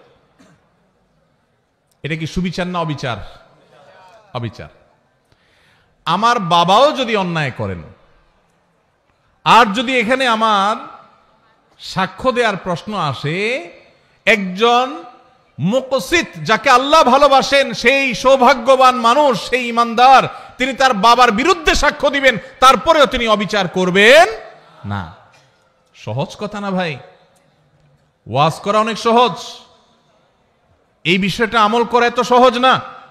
আল্লাহ রাব্বুল আলামিন কোরআনে কারীমে সেজন্য বলেছেন, ওয়ালা ইয়াজরিমান্নাকুম শানাআনু কওমিন আল্লা তা'দিলু ই'দিলু হুয়া আকরাবু লিত-তাকওয়া। তোমার সাথে কারোর শত্রুতা আছে, কারোর শত্রুতা আছে, যেহেতু শত্রুতা আছে সেই জন্য ওই বেটা কোনো কারণে ফেঁসে গেছে, তুমি জানো যে লোকটার আসলে দোষ নাই, কিন্তু যেহেতু শত্রু, অতএব এই চান্সে সে যেহেতু ফেঁসে গেছে, পারলে ধরে আরো তার ডুবাই দাও। এই আচরণটা আমাদের সমাজে আছে না নাই? রাজনৈতিক দ্বন্দ্ব আছে, আপনি এক দল করেন, সে আরেক দল করে, যেভাবে হোক সে ফেঁসে গেছে, আসলে সে দোষী না, আপনি জানেন। দোষী হলে তো ভিন্ন কথা, মনে করেন সে দোষী না, এটা আপনি জানেন, যেহেতু তার সাথে আপনার রাজনৈতিক দ্বন্দ্ব আছে এবং সে ফেঁসে গেছে, তার নামে একটা বদনাম উঠে গেছে, তাহলে এবার এই চান্সে আপনিও ঢোল পিটাইয়া তার বদনামে আরো বাড়ায় দিলেন। সুবিচার না অবিচার? আল্লাহ এই কথা বলেছেন, ওয়ালা ইয়াজরিমান্নাকুম শানাআনু কওমিন আল্লা তা'দিলু, খবরদার, কারোর সাথে তোমার শত্রুতা থাকতে পারে, ভিন্ন মত থাকতে পারে, ভিন্ন চিন্তা থাকতে পারে, মতবিরোধ থাকতে পারে, মতপার্থক্য থাকতে পারে, তোমার সাথে যত শত শত্রুতা থাকুক না কেন, শত্রুতার কারণে তার প্রতি জুলুম যেন না হয়। হক কথা শত্রুর পক্ষেও যদি যায় সেটা বলতে তোমার দ্বিধা করা যাবে না। আর যদি হক কথা বলতে গিয়ে নিজের কাছের লোক বেজার হয় সেটা বলতেও দ্বিধা করা যাবে না। কোনো অবস্থাতে অবিচার করা যাবে। আল্লাহ রাব্বুল আলামিন সে মানুষদেরকে ভালোবাসেন যারা অবিচার করে না। ভাইরা আমার, এই ব্যাধিটা আমাদের সমাজে সবচেয়ে প্রকট আকার ধারণ করেছে। শহরে গ্রামে সর্বত্র আপনি দেখবেন যে মানুষটার সবই ভালো, কিন্তু তার বিবেক বিবেচনা অনুযায়ী সে কাজ করে না। তার চোখের সামনে একটা অঘটন ঘটেছে, সে দেখেছে, কিন্তু সে না দেখার ভান করে আছে। শুধুমাত্র পক্ষের লোক যদি হয় তো উল্টাপাল্টা হইলে ওইটাকে লেপসেপ দিয়ে, ওইটাকে জোড়া তালে দিয়ে ভালো করার চেষ্টা। আর যদি বিরুদ্ধের লোক হয় তাহলে ভালো জিনিসটাকেও খোঁচায় খোঁচায় খারাপ করার চেষ্টা। আছে না নাই? এগুলো করে আপনি রাজনীতি করতে পারেন, এগুলো করে আপনি ব্যক্তি স্বার্থ উদ্ধার করতে পারেন। মনে রাখবেন, কিয়ামতের ময়দানে আল্লাহর আযাবকে আপনি এড়াতে পারবেন। এই জন্য যদি মুসলমান হতে হয়, যদি মুকসিত হতে হয়, যদি আল্লাহর প্রিয় বান্দা হতে হয়, তাহলে অবিচার ছাড়তে হবে, ন্যায় বিচার আনতে হবে নিজের জীবনে, নিজের চিন্তায়, নিজের আচরণে, নিজের কথায়, নিজের কাজে। আমার কথা দিয়ে কারো প্রতি যেন অবিচার না হয়।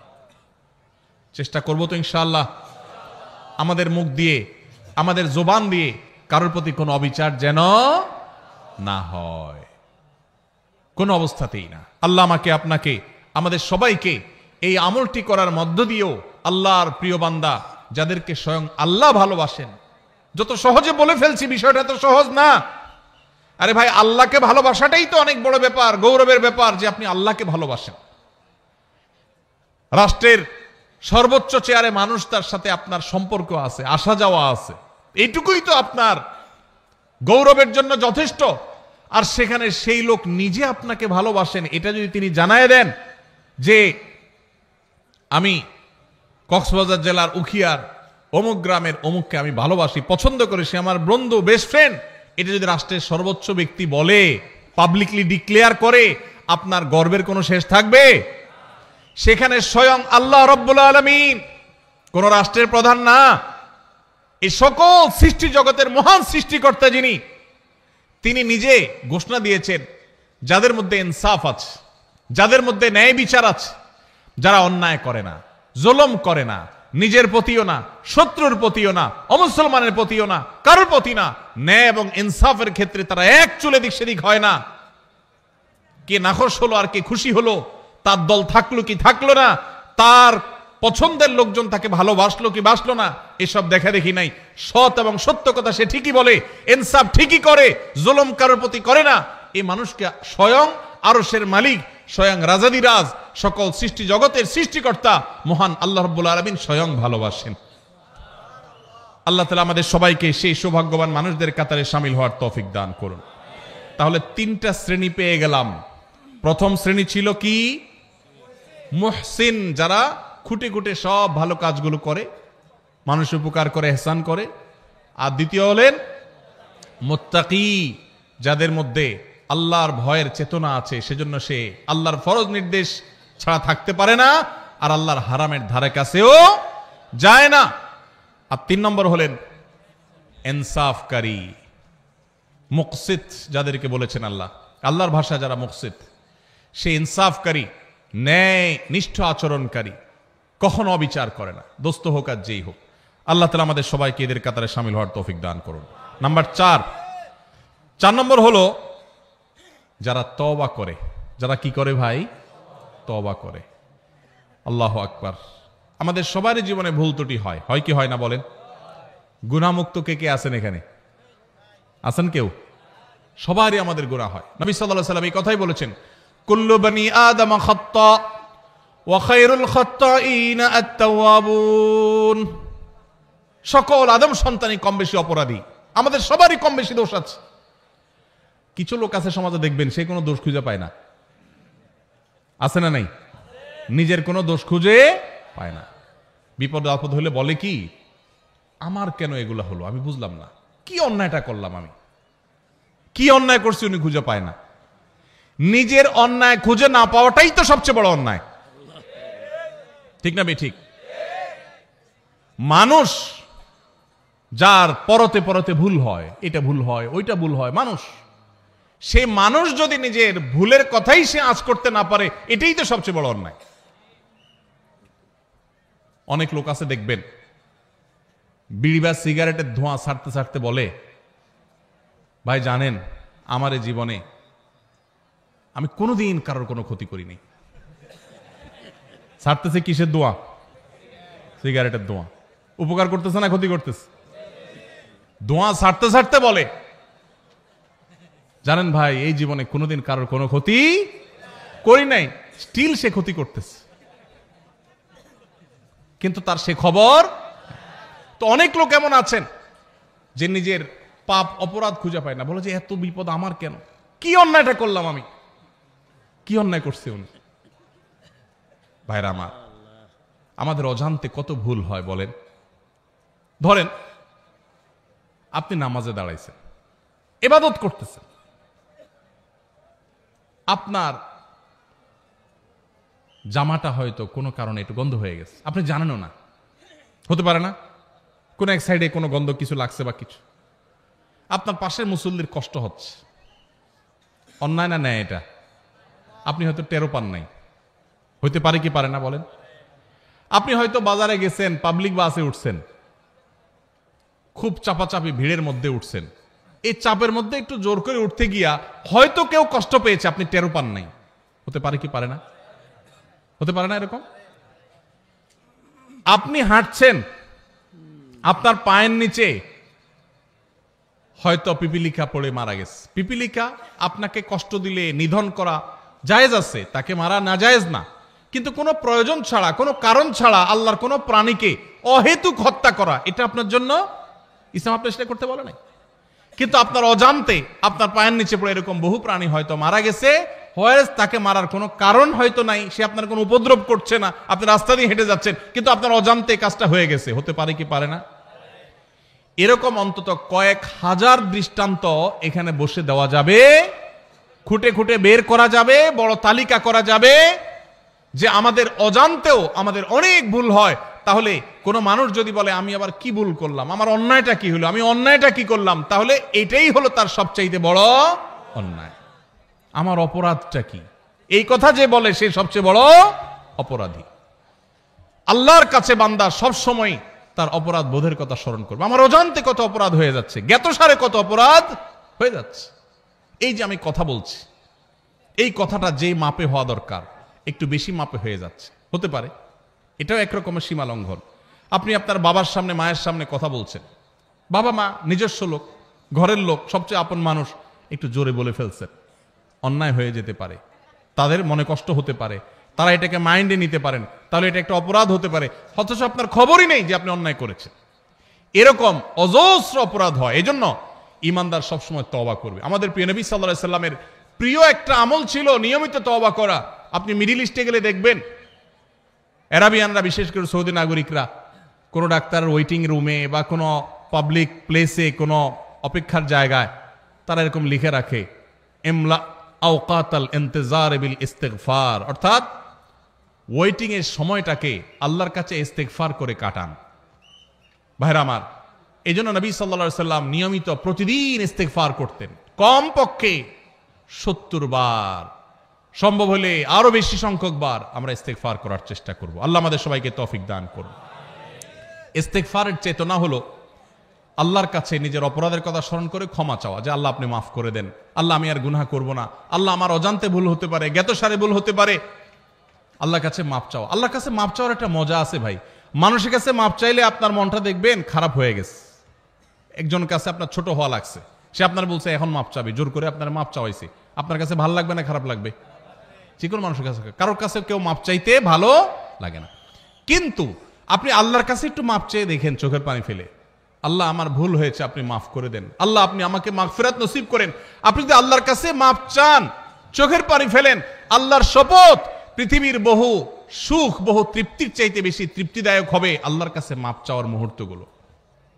সালহাতু সাঙ্গেবুদি দিল খারাস আজমুদে এক জামানা খাকে বাস। পাথর হয়ে তো বহুকাল ছিলে ভাই, একটু আল্লাহর কাছে চোখের পানি ফেলে একটু দোয়া করে কেঁদে কেটে দেখো, আল্লাহ আপনি আমাকে মাফ করে দেন, আল্লাহ কত ভুল করেছি আপনি ক্ষমা করে দেন। এই ক্ষমা চাওয়ার মধ্যে যে তৃপ্তি আছে, পৃথিবীর বহু ভোগের মধ্যে সেই তৃপ্তি নাই। এই জন্য আল্লাহ ভালোবাসেন সে মানুষগুলোকে যারা তওবা করে। তওবা কি? তওবা হলো রুট চেঞ্জ, রাস্তা পরিবর্তন। আপনি যাচ্ছেন জাহান্নামের দিকে, আপনি সেটা চেঞ্জ করে জান্নাতের রুটে উঠে গেলেন। ভুল পথে চলছিলেন, সেটা ছেড়ে এখন সঠিক পথে চলে আসছেন, এটার নাম কি ভাই? তওবা। নামাজ পড়তাম না, এখন নামাজ শুরু করেছি। খারাপ বন্ধুর সাথে চলতাম, এখন আর চলি না, ভালো বন্ধুর সাথে চলি। অন্য মেয়েদেরকে টিজ করতো যে বন্ধুরা, তাদের সাথে আড্ডা দিতাম, এখন আর সেদিকে যায় না। আল্লাহর ভয়, আল্লাহর সামনে দাঁড়াতে হবে, আল্লাহ শাস্তি দিবেন, পাকড়াও করবেন, ছাড় দিবেন না, সেই ভয়ে আমি সেই জায়গা থেকে সরে আসছি, এখন ভালো বন্ধুর সাথে চলি। এর নাম তওবা। তওবা শুধু মুখে আস্তাগফিরুল্লাহ ওয়া আতুবু ইলাইহি বলার নাম নয়, তওবা একটা আচরণের নাম, তওবা একটা স্বভাবের নাম, তওবা একটা অ্যাটিটিউডের নাম, তওবা একটা অ্যাপ্রোচের নাম। তওবা হলো আমার অবস্থান পরিবর্তন করার নাম, নিজেকে পরিবর্তন করতে হয়। ভাইরে, জীবনে একটা সময় পরিবর্তন করা লাগে। বয়স যার যেটুকু হয়েছে, জীবনের মূল্যবান সময় অনেকখানি পার হয়ে গেছে, আর কত? এখনই আসুন তওবা করি। আলাম ইয়ানিল্লাযীনা আমানু আন তাখশা কুলুবুহুম লিযিকরিল্লাহ।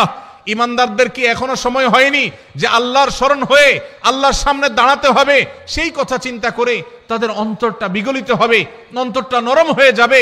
আল্লাহর ভয়ে চোখের পানি ফেলে সে নিজের জীবনকে চেঞ্জ করবে, সে নিজের লাইফকে, রুটকে পরিবর্তন করবে। এই সময় কি এখনো আসে নাই?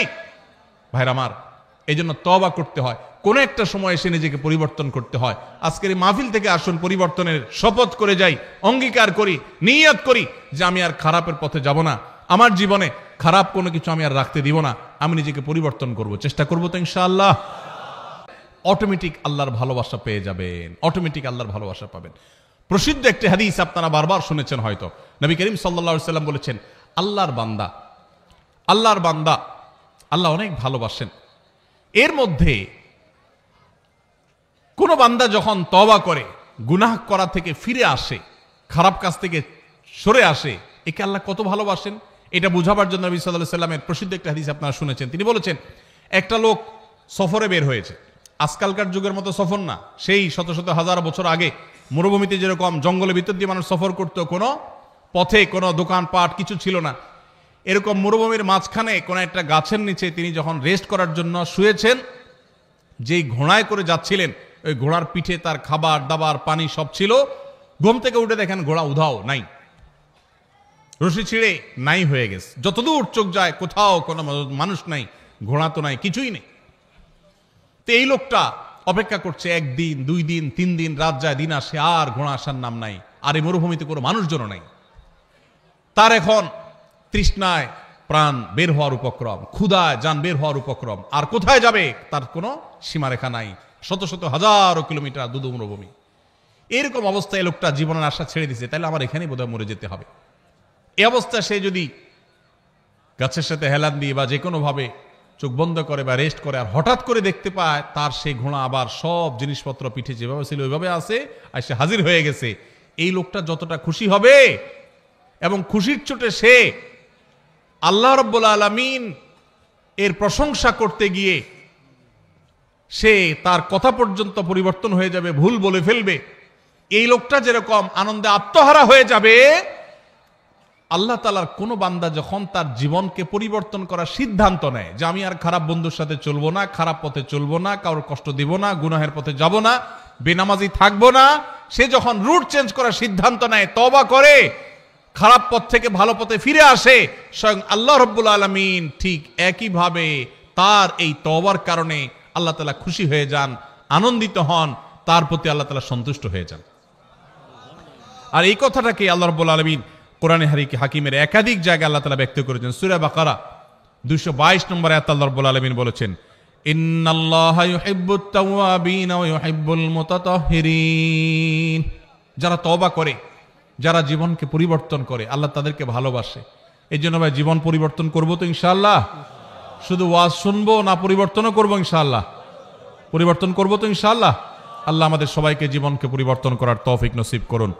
ভাইরা আমার, জীবন পরিবর্তন করার স্বাদ আছে, একটু করে দেখেন, অবর্ণনীয় স্বাদ আছে। গুনাহের স্বাদ বহু পেয়েছেন, গুনাহ ছাড়ারও স্বাদ আছে ভাই। মা বাবার অবাধ্য হয়েছেন, হঠাৎ করে আল্লাহর ভয়ে বিগলিত হয়ে যে আল্লাহর সামনে দাঁড়াতে হবে, শাস্তির মুখোমুখি হইতে হবে, এই জন্য মা বাবার কাছে যে করজোড় করে বাবা মাফ করে দেন, আর অন্যায় করব না, বহু অপরাধ করেছি, এর একটা স্বাদ আছে ভাই। শয়তান আমাদেরকে জীবন চেঞ্জ করতে দেয় না, কিন্তু আপনি জীবন চেঞ্জ করে দেখেন, আপনার রুট চেঞ্জ করে দেখেন, তওবা করে দেখেন, অসম্ভব রকমের তৃপ্তি পাবেন, ঈমানি স্বাদ পাবেন। আল্লাহ তাআলা আমাদের সবাইকে তওবা কাদের কাতারে শামিল হওয়ার তৌফিক নসিব করুন। ভাইরা আমার, ঠিক একইভাবে সূরা তওবার 108 নম্বর আয়াতেও আল্লাহ রাব্বুল আলামিন যাদেরকে ভালোবাসেন তাদের কথা বলেছেন। তাহলে এই আয়াত থেকে সূরা তওবা, সূরা বাকারার 222 নম্বর আয়াত থেকে আমরা জানলাম আল্লাহ তাআলা তওবাকারীকে ভালোবাসেন। এই জন্য তওবা করবো তো ইনশাআল্লাহ। তাহলে আল্লাহর ভালোবাসার চতুর্থ শ্রেণীর মানুষের পরিচয় পেলাম, তারা হলেন তওবাকারীরা। তারা কারা? তওবাকারীরা। আস্তাগফিরুল্লাহ ওয়া আতুবু ইলাইহি, আল্লাহর কাছে ক্ষমা চাই, আল্লাহর কাছেই ফিরে যাই, আল্লাহর কাছেই ফিরে আসছি, আল্লাহর দিকেই প্রত্যাবর্তন করছি, শয়তানের দিকে গেছিলাম আবার সরে আসছি, এর নাম তওবা। গুনাহ করছিলাম, গুনাহ ছেড়ে আল্লাহর বাধ্যতাগত হয়ে গেলাম, এর নাম তওবা। চেষ্টা করবো তো ইনশাআল্লাহ। ভাইরা আমার, আত্তাইবু মিনাজ যামবি কামান লা যামবা লাহ।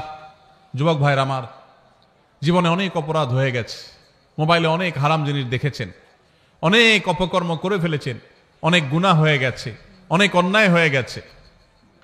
সুসংবাদ হলো, যদি তওবা করার ডিসিশন নেন, সিদ্ধান্ত নেন যে না আমি জীবনকে পরিবর্তন করব, আল্লাহ রাব্বুল আলামিন এত দয়ালু, এত মায়ালু, এত আরহামুর রাহিমিন যে বান্দা যদি তওবা করার সিদ্ধান্ত গ্রহণ করে, আপনার আমার মালিকের ঘোষণা আছে। নবী সাল্লাল্লাহু আলাইহি ওয়াসাল্লাম বলেছেন, আত্তাইবু মিনাজ যামবি কামান লা যামবা লাহ। কেউ যদি পাপাচার করার পর ফিরে আসে, তওবা করে, জীবন পরিবর্তন করার সংকল্প করে, সিদ্ধান্ত নেয়, কামান লা যামবা লাহ, তার আগের পাপগুলো আল্লাহ তাআলা এমন ভাবে মাফ করে দেন যেন তার আমলনামাতে, প্রোফাইলে কিছুই ছিল না, সব ক্লিন, পরিষ্কার হয়ে যায়, পুরা ডিলেট হয়ে যায়, রিসেট হয়ে যায়।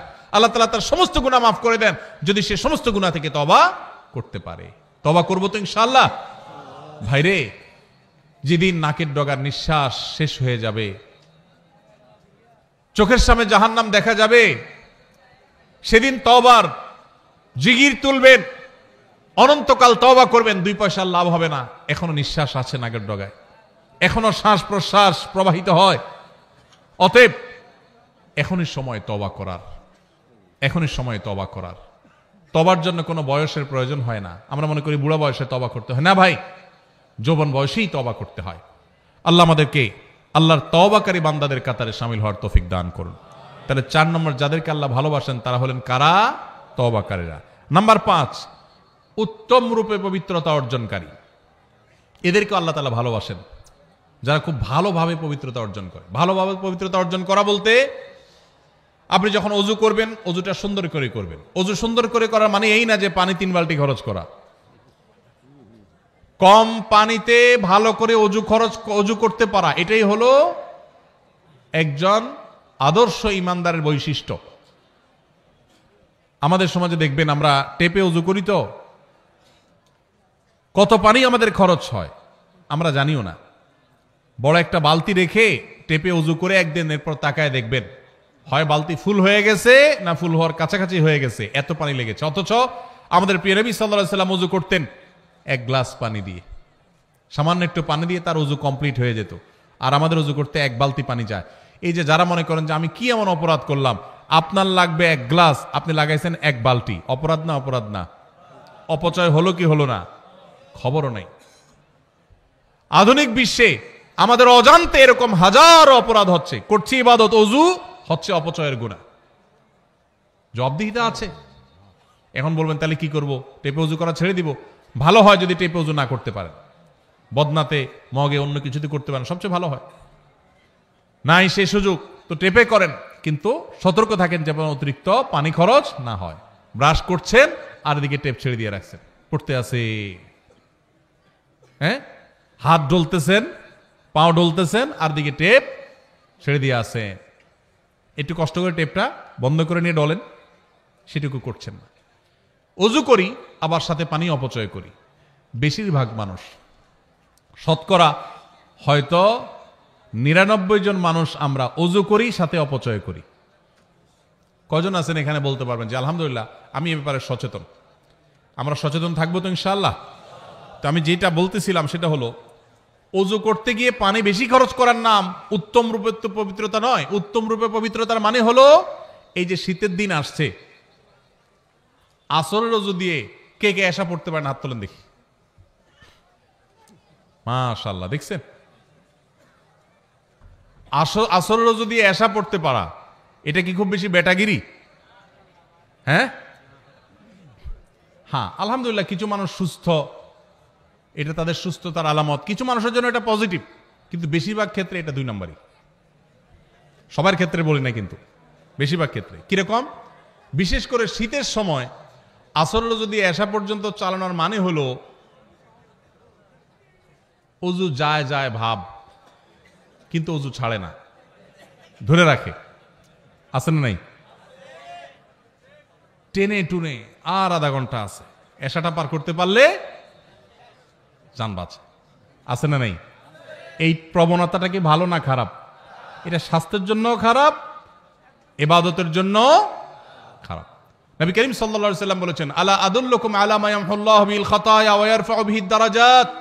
কিছু আমল আছে যেগুলো মানুষের গুনাহ মাফ করে দেয়, আল্লাহর কাছে মর্যাদা বাড়ায় দেয়। এর ভিতরে একটা আমল হলো ইসবাগুল ওযুই আলাল মাকারিহ। কষ্ট উপেক্ষা করে হলেও ভালো করে ওযু করা। কষ্ট উপেক্ষা করে হলেও ভালো করে ওযু করা। এজন্য ওযু করতে কষ্ট হলেও ছেড়ে দিব ওযু। আপনার বাথরুমের বেগ আছে, বায়ুর বেগ আছে, পেশাবের বেগ আছে, কষ্ট করে আটকে রাখছেন, নামাজ পড়তেছেন, এটা নামাজ না, এটা ভালো করে নামাজ পড়া হলো না। ছেড়ে দেন ওযু। ফ্রেশ ওযু করলে মরে যাবেন নাকি? একটু কষ্ট হবে ঠান্ডাতে, কি সমস্যা? কিন্তু ফ্রেশ মোডে ইবাদত করবেন, ওইটার সওয়াব বেশি হবে। আর পেশাবের বেগ আছে, মন হলো টয়লেটের দিকে, আর এদিকে আপনি নামাজ পড়তেছেন, এই নামাজ কখনো ভালো নামাজ হতে পারে না। শ্বশুরবাড়িতে প্রথম যাওয়ার সময় কি পেশাবের বেগ নিয়ে যাবেন? সব ফ্রেশ টেস্ট করে তারপরে বাহাদুরের মতো ঢুকার চেষ্টা করবেন। তো আল্লাহর দরবারে দাঁড়ানোর সময় কিভাবে পেশাবের বেগ নিয়ে নামাজ দাঁড়ান? ছেড়ে দেন ওযু। তো এই জন্য উত্তম রূপে ওযু করে যারা, তাদেরকে আল্লাহ ভালোবাসেন। উত্তম রূপে পবিত্রতা অর্জন করে, শুধু ওযু না। যদিও উত্তম রূপে পবিত্রতা অর্জন করার একটা সংজ্ঞা হলো যে ওযুর অঙ্গগুলো ভালো করে ধোয়া, যাতে শুকনো না থাকে। নবী সাল্লাল্লাহু আলাইহি ওয়াসাল্লাম বলেছেন, ওয়াইদুল আকাবিনান নার, তোমাদের পায়ের গিরা গোড়ালি এগুলোকে জাহান্নামের আগুন থেকে বাঁচায়ও। কারণ ওযুর সময়, শীতের সময় বিশেষ করে অনেক সময় দেখা যায় এগুলো শুকনো থাকে, ভালো করে ডলতে হয়। অনেকে দেখবেন যে শীতের সময় ওযুখানাতে কোনো ভিড় থাকে না, দেখবেন, কারণ দ্রুত গতিতে 4G 5G গতিতে ওযু হয়। হ্যাঁ, শীতের সময় ওযু হয় 4G 5G গতিতে, আর গরমের সময় 2G গতিতে, নেটওয়ার্কই থাকে না। এত আস্তে আস্তে ওযু, খবর নাই, কারণ আরাম লাগে। তো শীতের সময় হোক আর গরমের সময় হোক, ওযুর অঙ্গগুলো ভালো করে ধোয়া। গোসল ফরজ হয়েছে শীতের দিন, কে কি মনে করবে এসব চিন্তার দরকার নেই, গোসল করবেন। ফরজ নামাজ পড়তে হবে আপনাকে, এটা মাফ নাই। যা হয় হোক আপনার নামাজ পড়তে হবে, এটা জীবন মরণের ব্যাপার। অতএব উত্তম রূপে পবিত্রতা অর্জন করতে হবে। ফরজ গোসল যখন করবেন, আগে নাপাকগুলো ভালো করে ধুয়ে পরিষ্কার করে, কাপড়ের নাপাক পরিষ্কার করে, এরপরে পুরো শরীর নাপাক পরিষ্কার করে ভালো করে ধোবেন, ভালো করে গড়গড়া করে কুলি করবেন। এটা হলো উত্তম রূপে পবিত্রতা অর্জন করা। আল্লাহ রাব্বুল আলামিন কোরআনে হাকিমে প্রশংসা করেছেন কাদের? প্রশংসা করেছেন সূরা তাওবার 108 নম্বর আয়াতে ওই সমস্ত মানুষদের যারা উত্তম রূপে পবিত্রতা অর্জন করে। আল্লাহ বলেছেন, আল্লাহু ইউহিব্বুল মুত্তাহিরিন। মসজিদে কুবা, মদিনার এই এলাকার মানুষদের প্রশংসা করে আল্লাহ বলেছেন, ফিহি রিজালুন ইউহিব্বুনা আন ইয়াতাতাহারু। এই এলাকার কিছু মানুষ আছে, এরা খুব ভালো করে পবিত্রতা হইতে পছন্দ করে, আর আল্লাহ তাআলা ভালো করে পবিত্র হওয়া মানুষদের ভালোবাসেন। এখানে ভালো করে পবিত্রতা হওয়ার অনেকগুলো তাফসীর এবং ব্যাখ্যার মধ্যে একটা হলো যে আরবের মানুষরা পানি মরুভূমিতে খুব বেশি পাওয়া যেত না, তারা অনেকে ঢিলা কুলুক ব্যবহার করে ক্ষান্ত হতো, আর কুবার মানুষেরা তারা ঢিলা কুলুক ব্যবহার করতো আর পানিও ব্যবহার করতো, অর্থাৎ ভালোভাবে পবিত্রতা অর্জন করত। এটা আমাদের মুসলমানদের একটা সৌন্দর্য, আমরা উত্তম রূপে পবিত্রতা অর্জন করা শিখেছি আলহামদুলিল্লাহ। পৃথিবীর অনেক দেশে মানুষ আছে তারা ওয়াশরুম সেরে পানি ব্যবহার করে না, আছে না নাই? আছে। যাই হোক, ওযু হোক আর গোসল হোক, উত্তম রূপে যারা পবিত্রতা অর্জন করে এদেরকে আল্লাহ তাআলা ভালোবাসেন। এটা 5 নম্বর। নাম্বার 6, ধৈর্যশীলকে আল্লাহ তাআলা ভালোবাসেন। কাদেরকে আল্লাহ ভালোবাসেন? ধৈর্যশীলদেরকে আল্লাহ তাআলা ভালোবাসেন। আল্লাহ রাব্বুল আলামিন কোরআনে হাকিমে ধৈর্যশীলদের ভালোবাসার সম্পর্কে বলেছেন সূরা আলে ইমরানের 146 নম্বর আয়াতে, ওয়াল্লাহু ইউহিব্বুস সাবিরিন। আল্লাহ তাআলা ধৈর্যশীলদেরকে ভালোবাসেন। ধৈর্য ধরা কি সহজ কাজ না কঠিন কাজ? বড় কঠিন কাজ। সুবহানাল্লাহ আলহামদুলিল্লাহ বলা সহজ, কোরআন তেলাওয়াত পড়াও, এমনকি দান সদকা করো, ধৈর্য ধরাটা চান্দি যখন গরম হয়ে যায়, মাথা যখন রক্ত উঠে যায়, তারপরও ঠান্ডা মাথায় পরিস্থিতি সামাল দেওয়া, এর নাম সবর। এর নাম কি? সবর।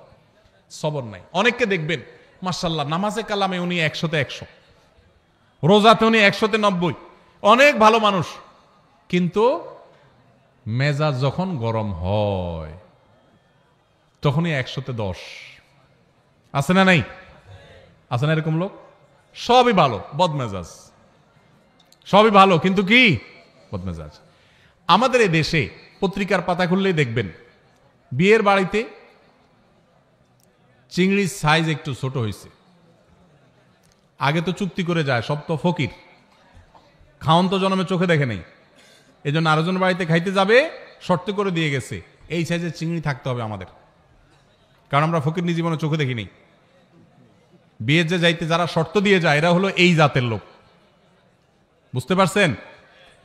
তো সাইজ একটু বেশ কম হয়ে গেছে, কথা কাটাকাটি হয়েছে, মারামারি হয়ে গেছে, ওখানে বিয়ে তো ভাঙছে ভাঙছে, পারলে একজন শহীদ হয়ে গেছে। শহীদ হয়েছে না জাহান্নামে গেছে? যদি মারামারিতে লিপ্ত হয়ে মরে তাহলে ওইটাও জাহান্নামে যাওয়ার কথা, আল্লাহু আলাম, ব্যক্তি বিশেষের জন্য ফায়সালা না। যাই হোক, তো ধৈর্য এটা হারায় গেছে আমাদের সমাজ থেকে। সামান্য চুন থেকে নুন খসছে, তালাক হয়ে গেছে, ধৈর্য নাই। সব আমল আছে এই সমাজে কম বেশি, সবরটা উঠে গেছে, ধৈর্যটা উঠে গেছে।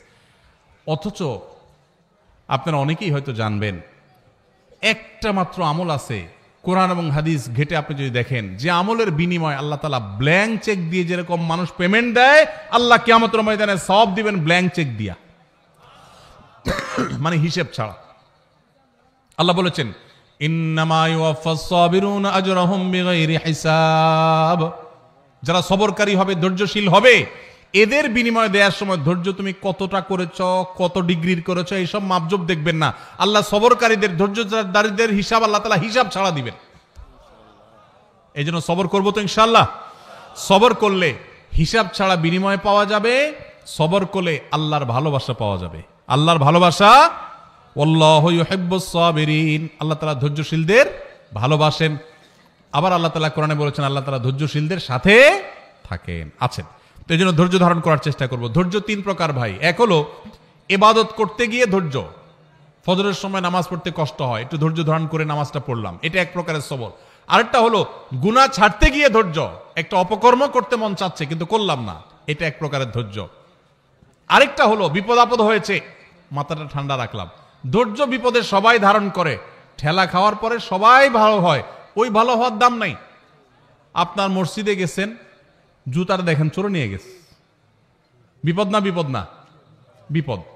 মাথাটা গরম হয়ে গেছে, চোরের 14 গোষ্ঠী ধরে গালিগালাজ করলেন, মা বাপ তুলে গালিগালাজ করলেন, ধৈর্য হইলো? হইলো না। গালিগালাজ করে যখন চিন্তা করলেন যে এত গালিগালাজ করে লাভ হইলো কি, চোর তো জুতা নিয়ে এখনো বেচাও শেষ হয়তো, তাহলে নিজের মুখ নষ্ট করলাম, লাভ হইলো কি? এবার বলতেছেন থাক, যেহেতু চোরে নিয়েই গেছে, সাদাকার নিয়াত করলাম, থাক। এই সাদাকা হবে? নবী সাল্লাল্লাহু আলাইহি সাল্লাম বলেছেন ইন্নামাস সাবরু ইনদা সাদমাতিল উলা, বিপদ যখন আসবে প্রথম ধাক্কার সময় টিকে থাকা, হজম করে ফেলা, ধৈর্য ধারণ করা, এটাই হলো সবর। এটা হলো কি? সবর। ওইটাই ধারণ করতে হবে, চেষ্টা করবো তো ইনশাআল্লাহ। তাহলে ধৈর্য ধারণ করব ভাই। ধৈর্য ধারণ করতে পারলে ধৈর্যের ফল সবসময় ভালো হয়, কখনো খারাপ হয়। ধৈর্য ধারণ করে পৃথিবীতে মানুষ ক্ষতিগ্রস্ত হয় না, বাহ্যিকভাবে ক্ষতিগ্রস্ত হলেও আল্লাহর কাছ থেকে অফুরন্ত সওয়াব পায়। এই জন্য কখনো মাথা গরম করে সবর বা ধৈর্যহীন হব না, চেষ্টা করবো তো ইনশাআল্লাহ। যদি এই একটা আমল সাথে নিয়ে যেতে পারেন, সবর করবেন। আমল করতে গিয়ে কষ্ট হয়, সবর করলেন। পাপ ছাড়তে গিয়ে কষ্ট হয়, সবাই পাপ করে মজা করে, আমি করলাম না, কষ্ট হয়। বিপদ আসছে, মাথা রক্ত উঠে, কিন্তু নিজেকে সামলাই নিলাম, কষ্ট হয়। এই কষ্টগুলো যদি হজম করতে পারেন তো মনে রাখবেন ধৈর্যশীলদের জন্যই আল্লাহ তাআলা জান্নাত দান করবেন। আস-সাবরু জাযাউহু আল জান্নাহ, সবরের বিনিময়ে আল্লাহ তাআলা জান্নাত দিবেন। আল্লাহ আমাদের সবাইকে সবরকারীদের কাতারে শামিল হওয়ার তৌফিক নসিব করুন। সবার চেষ্টা করবো তো ইনশাআল্লাহ। সবর আসার জন্য সবরকারী মানুষদের দেখবেন, কিছু মানুষ দেখবেন চরম পরিস্থিতিতেও মাথা ঠান্ডা রাখতে পারে। এই মানুষের সাথে সাথে থাকবেন, তার সোহবতে যাবেন, তার সান্নিধ্যে সংস্রবে যাবেন, এর সোহবত থেকে আপনার ভিতরে এই গুণটা আসবে ইনশাআল্লাহ। তাহলে 6 নম্বর হলো যাদেরকে আল্লাহ ভালোবাসেন তারা হলেন ধৈর্যশীল সবরকারী। 7 নম্বর হলেন যারা আল্লাহর প্রতি ভরসা রাখেন, যারা আল্লাহর প্রতি ভরসা রাখেন। আল্লাহ রাব্বুল আলামিন বলেছেন ফাবিমা রাহমাতিম মিনাল্লাহি লিনতা লাহুম, হে রাসূল আল্লাহর অনুগ্রহে আপনি কোমল হয়েছেন, আপনি নরম দিলের হয়েছেন। ওয়ালাউ কুনতা ফাযযান গালিযাল কলবি লানফাদ্দু মিন হাওলিক, যদি আপনি শক্ত হৃদয়ের হতেন, কঠোর স্বভাবের হতেন, তাহলে মানুষ আপনার পাশে থাকতো না। নবীজির কথা আল্লাহ তাআলা বলছেন, আমাদের নবীজি খুব নরম ছিলেন, কোমল ছিলেন, রূঢ় স্বভাবের ছিলেন না। যদি রূঢ় স্বভাবের হতেন তাহলে তার পাশে পৃথিবীর কেউ থাকতো না, গোটা বিশ্ব তার কাছে এসে গেছে তার কোমলতার কারণে। এরপর আল্লাহ তাআলা বলেছেন ফাফু আনহুম ওয়াস্তাগফির লাহুম ওয়াশাবিরহুম ফিল আমর, অতএব হে রাসূল আপনি যে সাহাবী সহচরদের মধ্যে থাকেন, আপনার সাথে থাকা লোকদের, তাদেরকে আপনি ভুল হলে মাফ করেন, তাদের জন্য আল্লাহর কাছে ক্ষমা চান এবং তাদের কাছে পরামর্শ করেন। ফাইদা আযামতা, পরামর্শ করে যদি কোনো সিদ্ধান্ত গ্রহণ করেন, ফাতাওয়াক্কাল আলাল্লাহ, তাহলে আল্লাহর উপর এরপরে ভরসা করবেন। কেন? কারণ ইন্নাল্লাহা ইউহিব্বুল মুতাওয়াক্কিলিন, আল্লাহ তাআলা আল্লাহর উপরে ভরসাকারী তাওয়াক্কুলকারীদেরকে ভালোবাসেন। সূরা আলে ইমরান 159 নম্বর এই আয়াতে আমরা আল্লাহর ভালোবাসার মানুষদের 7ম প্রকারের সাথেও পরিচিত হলাম। তারা হলেন আল্লাহর প্রতি যারা তাওয়াক্কুল রাখে। কি রাখে ভাই? আল্লাহর প্রতি ভরসা রাখে। আল্লাহর প্রতি কি রাখে? ভরসা রাখে। আল্লাহর ভরসার মানে তো বুঝি আমরা না, কি যেই কোনো কাজ করার মালিক একমাত্র কে? অতএব আমি শত চেষ্টা করব, আমার মামু খালু আছে, হাই হ্যালো আছে, যাই থাকুক, কিন্তু আমার ভরসা থাকতে হবে কার উপরে? যে হবে সেটাই যেটা আল্লাহ ফয়সালা করেন। আল্লাহ ফয়সালা না করলে বহু মামু খালু থেকে কিছু হবে। আবার একইভাবে আমার জীবনে যত বিপদ আসুক, আমি বাহ্যিকভাবে দেখছি যে আমার চোখে ধোঁয়া ছাড়া কিছু নেই, আমার দেয়ালে পিঠ ঠেকে গেছে, তারপরও আমার ভরসা থাকবে কার উপরে? আল্লাহর উপরে। আল্লাহর উপরে ভরসা থাকবে যে আল্লাহ আমাকে দেখবেন। হাসবি আল্লাহ, যে কোনো বিপদে পড়বেন হাসবি আল্লাহ, মানে আল্লাহ আমার জন্য যথেষ্ট। এটা তাওয়াক্কুলের আলামত। উহুদ যুদ্ধের পর মুসলমানদেরকে যখন নানান ভয় দেখিয়ে সন্ত্রস্ত করার চেষ্টা করা হয়েছে, যে বদর যুদ্ধে উহুদ যুদ্ধে যেখানে মুসলমানরা নানাভাবে জর্জরিত, এরপরে আবার কাফেররা আবার সবাই একসাথে আসছে, এই কথা বলে তাদেরকে ভয় দেখানো হলো, তখন মুসলমানরা বলেছিলেন হাসবুনাল্লাহ, আল্লাহ আমাদের জন্য কি যথেষ্ট। একই কথা ইব্রাহিম আলাইহিস সালামও বলেছিলেন, যখন অগ্নিকুণ্ডে তাকে নিক্ষেপ করা হয়, তিনি বলেছিলেন আল্লাহ আমার জন্য যথেষ্ট। এই জন্য কেউ যদি কোনো বিপদে কোনো আপদে আল্লাহর প্রতি ভরসা রেখে বলে আল্লাহ আমার জন্য যথেষ্ট, সত্যি সত্যি আল্লাহ তার জন্য যথেষ্ট হয়ে যায়। এই জন্য ভাই আমরা সবাই আমাদের জীবনে যে কোনো কিছু, আমি পরীক্ষা দিলাম, ভালো মন্দ যাই হলো, আল্লাহর উপর ভরসা রাখবো। এটা বিপদ আসছে, আমি ভেঙে পড়বো না, আমি আল্লাহর উপর ভরসা রাখবো। ইমানদার সবসময় কার উপরে ভরসা রাখবে? অসুখ হয়েছে, ওষুধ আমি সেবন করব, কিন্তু ভরসা হবে কার উপরে? আল্লাহর উপরে। বিপদ আপদ হয়েছে, 2-4-5 জনের কাছে গেছি, ভালো কথা, কিন্তু ভরসা হবে কার উপরে? আল্লাহর প্রতি। আল্লাহর প্রতি ভরসা, পদে পদে, পায়ে পায়ে। আজ বস্তুবাদের জোয়ারের জয় জয়কারের এই পৃথিবীতে মানুষ আল্লাহর উপরে ভরসা ভুলে গেছে ভাই। এখন আল্লাহর উপরে ভরসা নাই, অসুখ হলে ওষুধের কথা আগে মনে পড়ে, আল্লাহর কথা মনে পড়ে না। এটা ঈমান দুর্বল হওয়ার লক্ষণ, আলামত খারাপ। এই জন্য বেশি বেশি করে আল্লাহর কথা স্মরণ করা, বিপদ আপদে আল্লাহকে স্মরণ করার চেষ্টা করা। আল্লাহর প্রিয় বান্দাদের মধ্যে শামিল হতে হলে এই তাওয়াক্কুলকারী হতে হবে। আল্লাহ আমাদের সবাইকে তৌফিক দান করুন। তাহলে 7 নম্বর, সেই সৌভাগ্যবান মানুষ যাদেরকে স্বয়ং আল্লাহ ভালোবাসেন বলে জানিয়েছেন, তারা হলেন, তারা পদে পদে জীবনের ক্ষণে ক্ষণে সব সময় ভরসা রাখে কার উপরে? আল্লাহর উপরে। আল্লাহর উপরে যারা ভরসা রাখে তারা কখনো বেইজ্জত হয় না, তারা কখনো মন খারাপ করে না। ধরুন আমি ওনার উপরে ভরসা রাখলাম, ওনার উপরে ভরসা রাখলাম, আপনার উপরে ভরসা রাখলাম, রেখে আমার ভরসাটা ভেঙে গেল, মনটা খারাপ হবে না? খারাপ হবে না? কিন্তু যদি আমি আল্লাহর উপরে ভরসা রাখি, যে ঠিক আছে ওনার কাছে গেলাম, উনিও আমার আপন, উনিও আমার আপন, সবই ঠিক আছে, কিন্তু ভরসা আমার কার উপরে? ওনাদের উপরে আমার ভরসা নেই। ভরসা কার উপরে? তাহলে এই ভরসা যদি ভঙ্গ হয় তাহলে আমার মন খারাপ হবে। আল্লাহর উপরে ভরসা রাখার পরে যদি আমি দেখি আমি যা চাইলাম তা হইল না, তাহলে সান্ত্বনা আছে, আল্লাহ আমাকে যা চেয়েছি তা না দিয়ে হয়তো ইচ্ছে ভালো কিছু দিবেন। ঠিক না ভাই? ঠিক। এই জন্য সবসময় আমরা কার উপর ভরসা রাখবো? ইনশাআল্লাহ। বাচ্চাদেরকে আল্লাহর ভরসা শিখাবো, তাওয়াক্কুল শিখাবো। আমাদের থেকে হারিয়ে যাওয়া আমলগুলো, হারিয়ে যাওয়া গুরুত্বপূর্ণ বৈশিষ্ট্যগুলোর একটি হলো এই তাওয়াক্কুল। মুসলমানদের কাছ থেকে আজ হারিয়ে গেছে ভাই। আমাদের বাচ্চা বলি, বড় বলি, আমাদের মধ্যে আল্লাহর প্রতি তাওয়াক্কুল জিনিসটা নাই। বস্তুবাদ আমাদের কাছে এত নগদ নগদ সবকিছুকে পাইয়ে দিচ্ছে যে আল্লাহর কথা আমাদের আর স্মরণ হয় না। ভাইরা আমার, কোভিড-19 এসে আমাদেরকে কিন্তু তাওয়াক্কুল শিখাই দিয়ে গেছে। ঠিক না ভাই? ঠিক। তাওয়াক্কুল শিখাইছে না শিখায় নাই? আল্লাহু আকবার। শত সহস্র ব্যবস্থা থাকার পরও ইমানদার আল্লাহর উপর তাওয়াক্কুলটাকে অগ্রাধিকার দিবে। নাম্বার 8, সর্বশেষ প্রকার হলো আল্লাহর রাহে যারা জিহাদ করেন, জীবন বাজি রাখেন, আল্লাহর নির্দেশে যারা জিহাদে থাকেন, সেই মানুষগুলো সম্পর্কে আল্লাহ তাআলা সূরা সফের 4 নম্বর আয়াতে বলেছেন, ইন্নাল্লাহা ইউহিব্বুল্লাযিনা ইউকাতিলুনা ফী সাবিলি। যারা আল্লাহর রাহে জিহাদ করে, তারা আল্লাহর রাহে জিহাদ করে কিভাবে? সফফান, সারিবদ্ধভাবে, কান্নাহুম বুনিয়ানুম মারসুস। ইন্নাল্লাহা ইউহিব্বুল্লাযিনা ইউকাতিলুনা ফী সাবিলিহি সফফান কান্নাহুম বুনিয়ানুম মারসুস। যারা আল্লাহর রাহে সারিবদ্ধভাবে দাঁড়িয়ে এরকম বৃক্ষরাজির মতো যারা জিহাদে লিপ্ত থাকে, আল্লাহ রাব্বুল আলামিন তাদেরকে ভালোবাসেন, তাদেরকে আল্লাহ পছন্দ করেন। তাহলে আল্লাহর ভালোবাসার মানুষ হতে হলে আল্লাহর রাহে জিহাদ যখন করার সুযোগ তৈরি হবে তখন জিহাদও করতে হবে। আল্লাহ তাআলা আমাদের সবাইকে আল্লাহ তাআলার প্রিয় বান্দাদের কাতারে শামিল হওয়ার তৌফিক নসিব করুন।